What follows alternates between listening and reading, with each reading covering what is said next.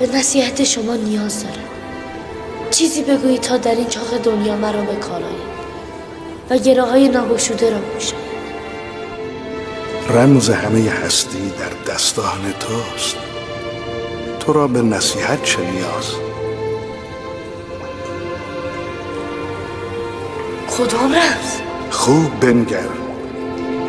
هر دست تو را چند بند و چند انگشت است.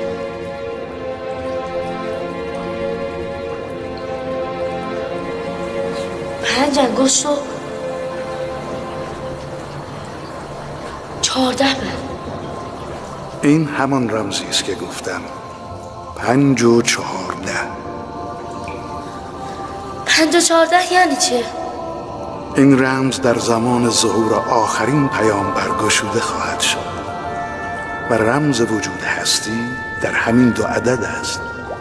به آنها متوسل شو، آرامش و نجات خواهی یافت.